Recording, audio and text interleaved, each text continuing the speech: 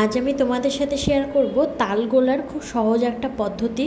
দেখতেই পাচ্ছ না, বড় একটা চালনি নিয়ে নিয়েছি আর নিচে নিয়েছি একটা বড় সাইজের পাত্র। আর পাকা তালটি প্রথমে এরমভাবে ছাড়িয়ে নেব।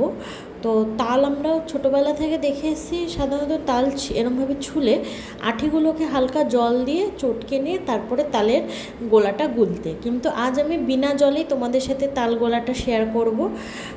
তো দেখতেই পাচ্ছ, প্রথমে এরম তালের ওপরের এই কালো অংশটা আমি ছাড়িয়ে নেব ভালো করে, নিয়ে আঠিগুলোকে বার করে কিন্তু এই চালনির যে চালনিটা আমি নিয়েছি এটার ওপরে খুব ভালো করে ঘষবো।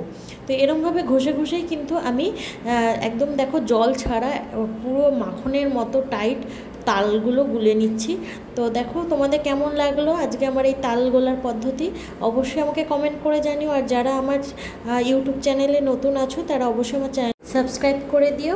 তাহলে চলো, আবারও দেখা হবে নতুন কোনো ভিডিও।